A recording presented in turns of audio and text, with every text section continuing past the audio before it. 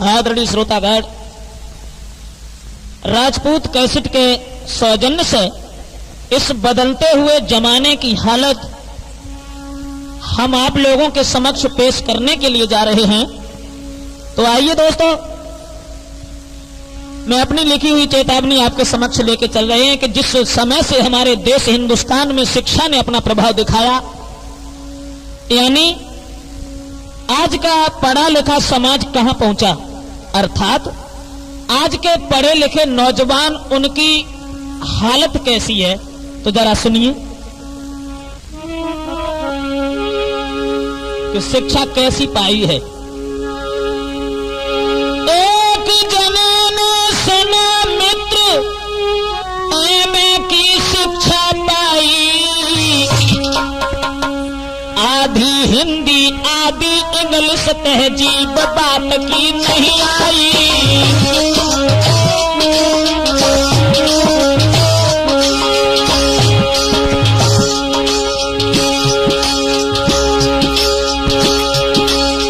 एक जने ने सुना मित्र, एमए की शिक्षा पाई, आधी हिंदी आधी इंग्लिश तहजीब बात की नहीं आई।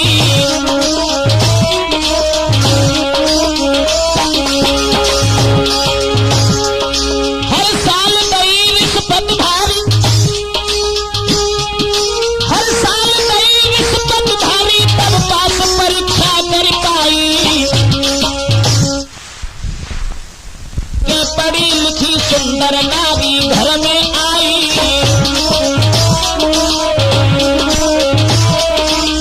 मैं देख के पढ़ी लिखी सुंदर नारी घर में आई।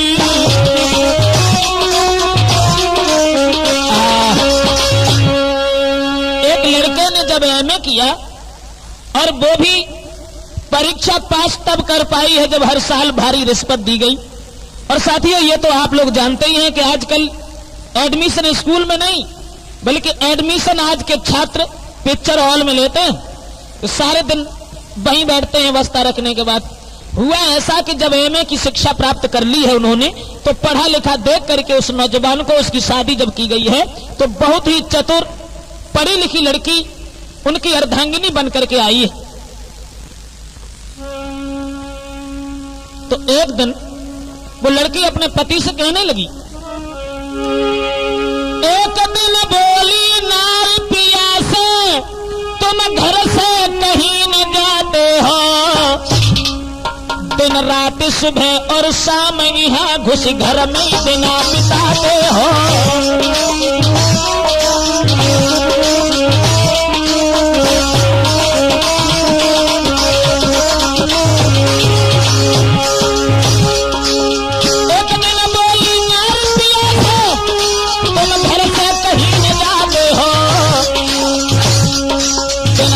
सुबह और शाम यहाँ घुस घर में दिन बिताते हो।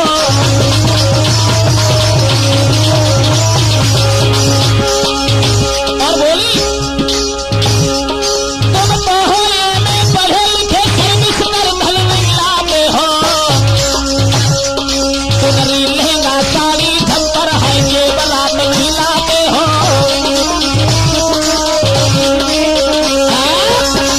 एक दिन वो पढ़ी लिखी लड़की कहने लगी, तो तुम तो एमए पास हो और पढ़े लिखे होने के बाद घर में घुसे बैठे हो, अरे नौकरी क्यों नहीं करते हो, कहीं से पैसा कमा के लाओ और हमारे लिए सुंदर जेवरात बनवाओ, झोपड़ियों में रहना अच्छा नहीं लगता, बढ़िया बिल्डिंगें बनवाओ।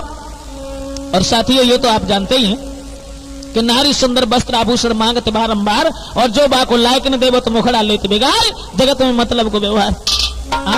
स्त्रियों का ये विचार रहता है कि पति श्रम करते करते मर जाए या जीवन भर बीमार रहे, और नारियां ये सोचा करती है द्वारे पर खड़ा सुना रहे।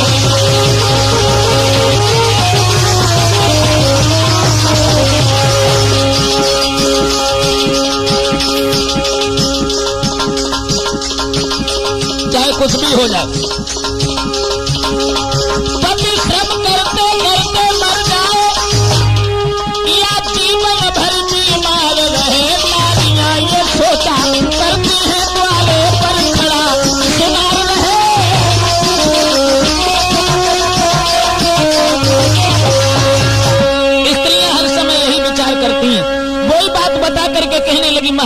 तुम तो पढ़े लिखे हो, अरे नौकरी करने के लिए जाओ, धन दौलत लेकर के आओ, उसके बाद हमारे लिए जेवरात बनवाओ। कहने लगे ठीक। तो वो एमए पास जो था वो जवाब देने लगा अपनी अर्धांगिनी से, कहने लगा अब आप अंदाजा लगाइए कि कितने पढ़े लिखे थे और कितने होशियार थे जो बात करने तक का तरीका याद नहीं। और बोले वो और कहने लगे हैं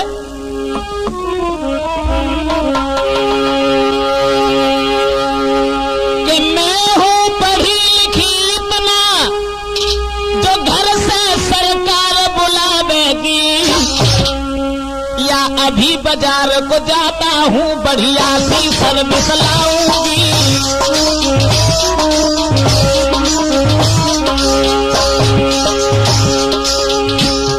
लगाओ अंदाजा आज के पढ़े लिखे को, क्या भाषा बोलने लगे। मैं हूं पढ़ी लिखी इतना घर से सरकार बुलाएगी, या अभी बाजार को जाता हूं बढ़िया सी सर्विस लाऊंगी।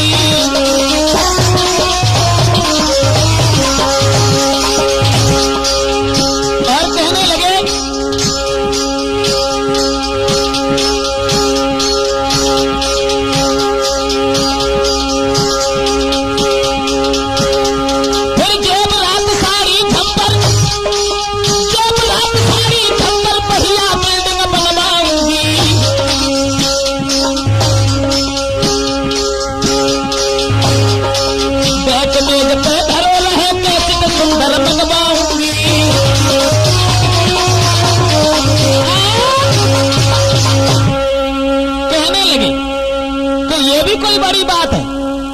सर्विस वाली बात है, तो मैं तो पढ़ी लिखी हूं इतना जो कि हमें सरकार घर से बुलवाएगी, और नहीं तो मैं बाजार को जाती हूं अभी और दुकान से सर्विस को लेकर के आ रहा हूं। जो ये वचन सुने तो पढ़ी लिखी लड़की सोचने लगी कि हमारी तो किस्मत ही फूटी गई, इन्हें तो बात करने का तहजीब नहीं है।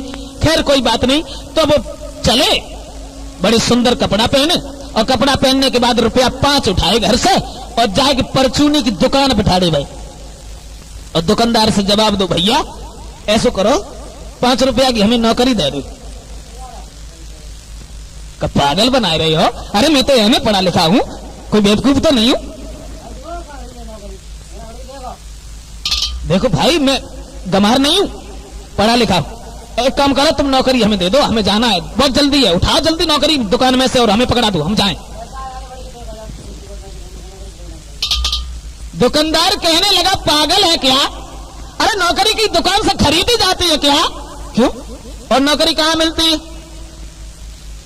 जवाब दिया कि काऊ बड़े शहर में जाओ और काऊ सेठ के घर में जाके नौकरी मांगो, तब वहां मजदूरी सी करो, तब तुम्हें नौकरी मिलेगी।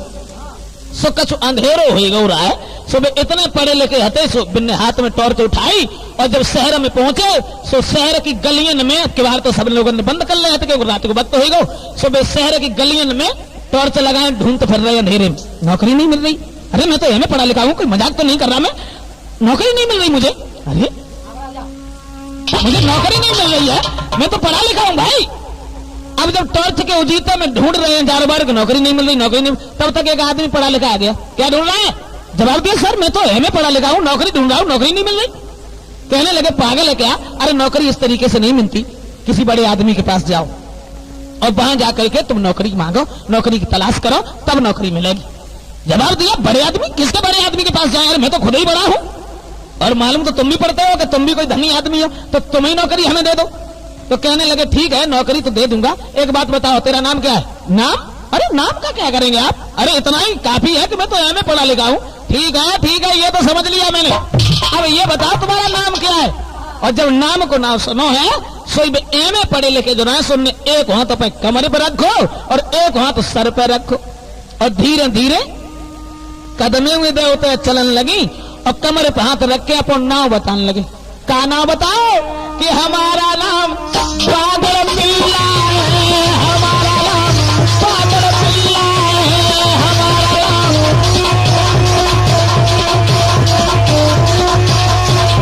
रुक जा, बागड़ बिल्ला, बागड़ बिल्ला तेरा नाम, जवाब दिया हाँ मेरा नाम बागड़ बिल्ला है। ठीक है समझ गया, बागड़ बिल्ला। अच्छा एक बात बताओ बागड़ बिल्ला, तुम्हारे बाप है या नहीं है?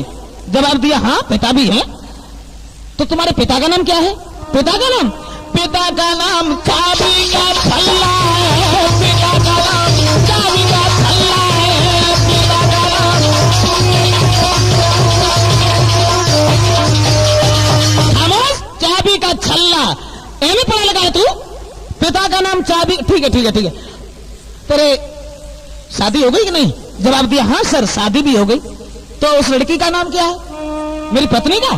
हाँ, बीबी का नाम साड़ी का पल्ला है। बीबी का नाम साड़ी का पल्ला है। बीबी का नाम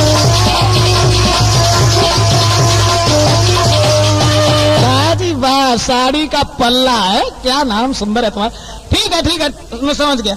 एक बात बताओ, बीबी घर में है, बाप भी है, माँ भी है, तो बच्चे भी होंगे? कहने लगे हाँ बच्चे भी हैं। तो बच्चों का नाम क्या है?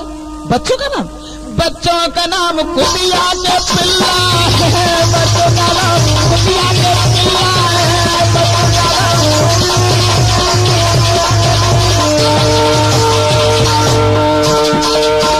हमारा नाम पागल पिल्ला है। पिता का नाम चाबी का छल्ला है।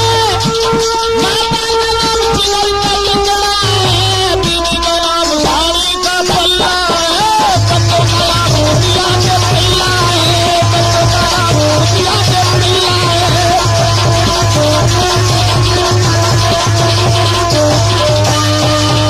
बदतमीज कहीं का, कुतिया के पिल्ला। धिक्कार है तुम्हारे जैसे नकल से पास होने वाले छात्रों को। धिक्कार है आज की नौजवान पीढ़ी को जो अपने लक्ष्य को नहीं समझते कि हमें क्या करना चाहिए क्या नहीं करना चाहिए, भाग जाए यहां से। तो दोस्तों याद रखना, आज का पढ़ा लिखा समाज कहां पहुंचा? चुपचाप खामोश होकर के घर आ जाते हैं। हाँ साथियों, ये तो रही पढ़े लिखे पुरुष की बात।